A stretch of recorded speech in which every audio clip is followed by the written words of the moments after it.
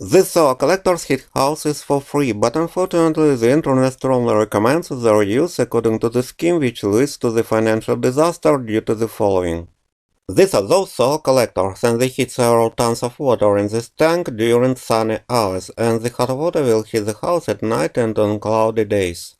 This video will show you how to avoid the following financial disaster, and for example, let's place our house within an area of 100 square meters in the center of the United States, near this city of Denver. This is the heating needs of that house, and they must be completely covered by this kilowatt-hours of heat, which comes from 65 square meters of solar collectors, and the most problematic months are December and January.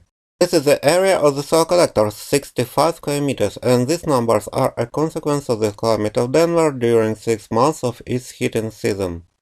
The value of these numbers depends on the temperature of the antifreeze liquid which circulates here and transfers thermal energy from the solar collectors into this tank during sunny hours. Therefore, the temperature of the antifreeze is higher than this temperature of the water, which must be hot because this large mass of water stores a reserve of thermal energy for heating the house during several cloudy days in a row. High value of this temperature of the antifreeze during operation of the solar collectors is the main reason why our house requires so many solar collectors, 65 square meters, the purchase and installation of which will cost about $20,000. But this video will radically reduce this cost, because the following 4 technical solutions will reduce this temperature, as a result of which this number of solar collectors will decrease almost by 2 times. We have to divide the volume of this tank into these 2 tanks. This first tank stores 2 cubic meters of water with a temperature of up to 100 degrees, and this thermal energy will heat the house on cloudy days. The second tank heats the house on sunny days, and its temperature in the morning should be minimal, about 40 degrees, but the solar collectors will increase it to 50 or 60 degrees in the evening. This thermal energy completely heats the house until the next morning, and therefore the temperature of the second tank will again be 40 degrees in the morning. During a sunny day, the solar collectors will direct approximately 70% of their heat production to heat the second tank to 60 degrees, and the remaining solar energy will heat the first tank. The maximum energy gain will be if the first tank is heated around midday, and the solar collectors heat the second tank in the morning and evening. A partially sunny day heats only the second tank, and in the evening this pump exchanges a little water between the tanks so that the water temperature of the second tank increases to 60 degrees. This temperature, 60 degrees, is needed to heat the house during the night until the morning.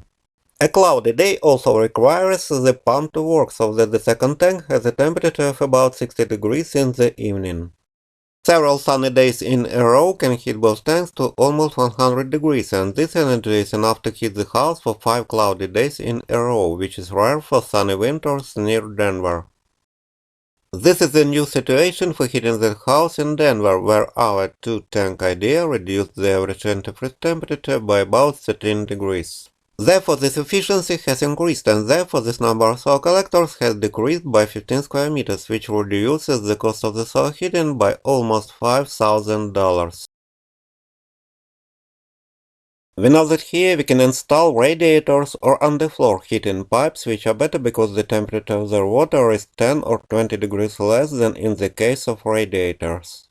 Let's use another advantage of underfloor heating, which relates to these 15 tons of concrete that can store the thermal energy instead of this water. Therefore, we can reduce the volume of the second tank from 3 cubic meters to 1.5 cubic meters. The power of this heat transfer from the second tank to this underfloor heating is shown in this graph for 24 hours after a sunny day, which was from this sunrise to this sunset. This is the transfer of heat from the tank to the underfloor heating with maximum power, but this is a power limitation by automatic devices of the underfloor heating. Here the heat transfer power is also maximum. It is obvious that this unevenness of the power will be smoothed out by a large mass of concrete floors, the surface temperature of which will be almost the same all 24 hours. This heat transfer from the tank to the house must go not only to this first system based on the underfloor heating, but also to this second system, and this is one of the examples of the second system. This is the input and output for the circulation of water of the second tank, and this is the circulation of room air which is heated by the water. This is another example for the circulation of water from the second tank and its cooling in rooms, and the metal analogs of these blue cylinders can be like this. But perhaps someone will find other examples of the cheapest second system which has the right to be uncomfortable, because it will operate less than 10% of the heating season in the second half of the nights of December and January. The purpose of the second system is to reduce the temperature of the water in the second tank to approximately this level, and the first system helps to do this because it provides 30 or 50% of the heating of the house during the operation of the second system.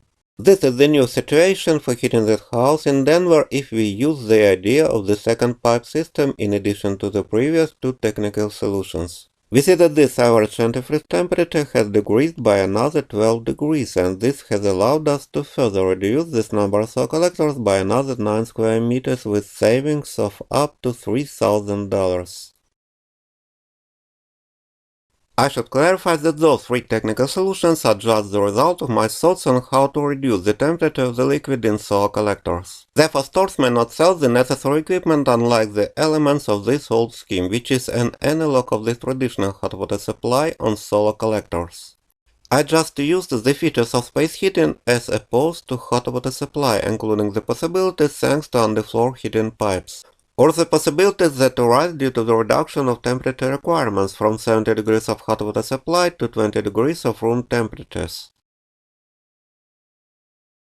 There are opportunities to abandon the expensive antifreeze in these pipes so that these pipes are the path of circulation of the tank water whose temperature is additionally several degrees lower than this antifreeze temperature.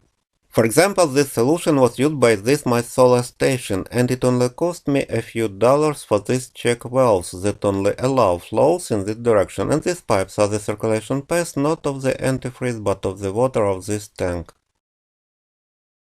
Turning off the circulation pump causes the water to completely drain from the pipes into this tank for 3 tons of hot water which heats this house, and the check valves allow ambient air to enter the pipes. But maybe I should connect this input to the tank so that the pipes are filled with less aggressive gas from the top of the tank with a minimum of oxygen, so that the corrosion of the pipes is less.